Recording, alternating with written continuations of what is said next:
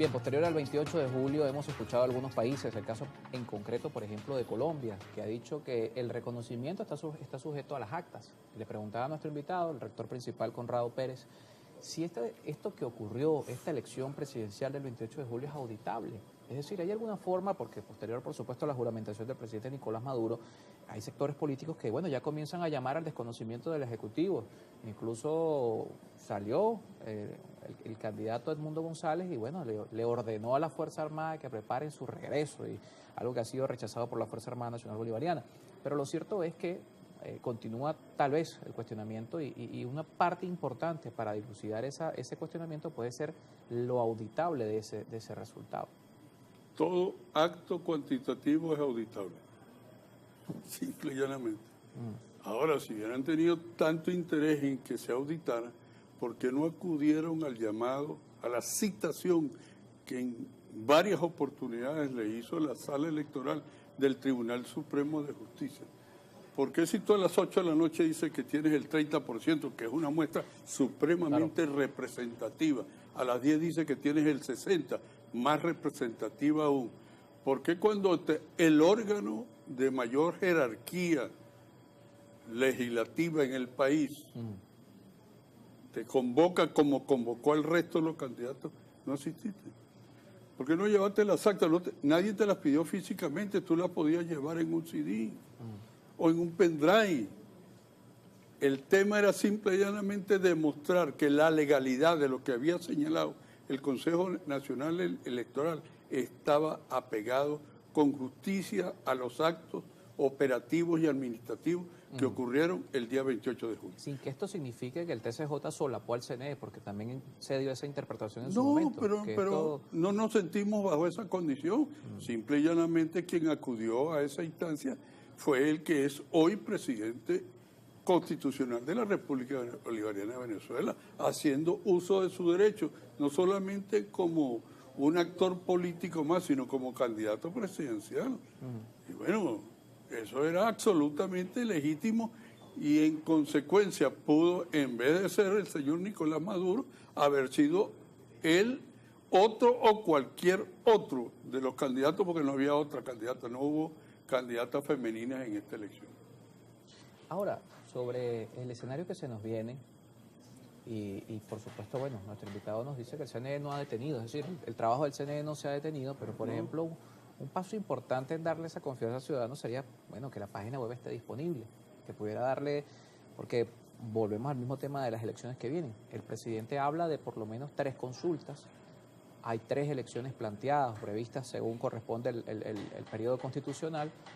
Y frente a eso tenemos, bueno, la necesidad como sociedad de tener confianza en el árbitro electoral, pero hoy algunos pudieran pensar, pero si el CNE ni siquiera tiene la página web habilitada, ¿cómo se puede empezar a construir esa confianza en el árbitro? Sí, esa puede ser una forma de interpretación un tanto ligera, por cierto, porque acudimos al histórico de lo ocurrido en el proceso electoral del 28 de julio. El hackeo, la descomposición de parte del sistema instrumental operativo del Consejo Nacional Electoral. ¿Quién no va a tener dentro del contexto del Consejo Nacional Electoral, y me consta que el presidente y el vicepresidente que lleva la parte operativa electoral tienen toda la disposición de poner al servicio la página del Consejo Nacional Electoral, y así se hará. Próximamente así se hará, porque se está trabajando en eso. Pero acordémonos, todo lo que ha sido atropellado ha sido de alguna forma diferenciado y distanciado en lo que ha sido el proceso como un todo, ¿no?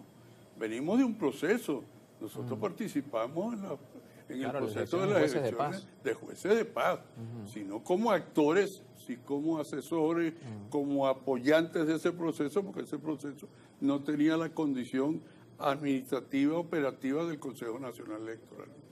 Claro, y de eso también se esperarían los resultados, seguro que sería parte de ese camino, ¿no? No, pero los resultados y todo lo que se refería a la filosofía cuantitativa correspondía a los consejos comunales, en el espacio geopolítico que tenía, Claro, que se realizaron en las este particular elecciones. el CNE fue más de apoyo técnico, ¿no? Fue apoyo técnico y de alguna forma los cotillones y el resto sí fuimos facilitadores de ese proceso. ¿Cómo ve Conrado Pérez, que está dentro del Consejo Nacional Electoral y ha sido parte de su composición en los últimos años, estas discusiones que se han venido dando? Hay planteamientos que en el último trimestre escuchamos en un contexto de reformas electorales y de discusiones en este sentido, de algunos que dicen, bueno, hay que ampliar el CNE, no pueden ser 5, tienen que ser 11 rectores, y incluso algunos hablaron hasta, bueno, de renovar el Consejo Nacional Electoral como forma de poder de alguna manera destrancar el tema de la participación. ¿Cómo ve todas esas discusiones que se han dado en torno al poder electoral? Ojalá que se den. El tema es que se anuncian pero no se ejecutan. Yo siento que hay necesidad de que deben reformarse las leyes electorales, con acatamiento, entre otras, a la ley de partidos políticos, También con acatamiento, entre otras, a la ley orgánica del poder electoral, con acatamiento a la ley orgánica de registro civil en Venezuela, porque el registro civil en Venezuela está adosado a la condición funcional del Consejo Nacional Electoral. Toda la parte del registro civil en Venezuela tiene competencia en el Consejo Nacional Electoral. Y así es otras leyes, porque todo lo que la dinámica traiga consigo dinamiza el proceso, aligera los procedimientos y crea expectativas frente a un órgano que tiene una alta responsabilidad por la estabilidad de la democracia en Venezuela, que es el Consejo Nacional Electoral. Ojalá el tema de discusión, que quedó un tanto diferido por algunos temas primarios, como fue la reforma de la ley de las jueces y juezas de paz, que fue el 14 de noviembre, el 15 también, de diciembre fue inmediatamente la elección correspondiente, y ahora vendrá un proceso en el cual nosotros hemos visto una Asamblea Nacional muy dinámica, muy activa, muy participativa, y fundamentalmente el señor presidente de la Asamblea, el doctor Jorge Rodríguez, le ha imprimido siempre un criterio de alta cualidad a la agenda parlamentaria. Al tener esa agenda parlamentaria sabemos cuál es el vértice de lo que será el recorrido de este año desde el punto de vista legislativo. La respuesta frente a la duda del resultado de algunos países ha sido, bueno, sanciones. Mencionábamos al inicio del programa que Conrado Pérez está entre la última lista de sancionados de la Comunidad Europea. Incluye a 11 funcionarios y entre ellos está el rector principal, Conrado Pérez. ¿Cómo lo...? A mí me da una tristeza. Digo que me da tristeza que los organismos tan acreditados, ese es un organismo acreditado de 1950 en el Estatuto de Roma y posteriormente confirmado en el año 2000 en Bruselas. ¿Cuál es el origen objetivo de esa institución? Los derechos humanos, los derechos y las garantías constitucionales del ciudadano, el debido proceso, el derecho a la defensa. Yo he visto actores a los cuales se les imputó una sanción que no tienen ninguna relación funcionarial con la parte electoral, si es el tema de que los asiste. Claro, que además es el argumento de las sanciones, ¿no? Que no, por socavar las bases de la democracia o bueno, yo no sé en qué puede socavar la base de la democracia a funcionarios a quienes le aplicaron esta sanción simple y llanamente por ser hijos de altos funcionarios o de dirigentes políticos, o porque sencillamente convino o era conveniente, porque ellos no responden a una acción de fundamento inicial, sino una politiquería de la cual forman parte quienes han venido creando un estado de zozobra o intentando crear un estado de zozobra, quienes han intentado y han hecho el desmedro contra el aparato económico del país, como fue Monómero, como fue Sijo, quienes han destruido y han impedido que ingresen a la Tesorería Nacional 350.000 millones de dólares que son para el servicio del país. que la comunidad europea se preste para ser simple y llanamente un eslabón de esta cadena de delincuentes y que jamás a ninguno de ellos se les ha impuesto una sanción. Eso da a decir con toda propiedad, y como en mi caso, y estoy seguro que de los restantes, nosotros condenamos, rechazamos por injustas, por inconstitucionales, por ilegales y por irresponsables las medidas de la Unión Europea.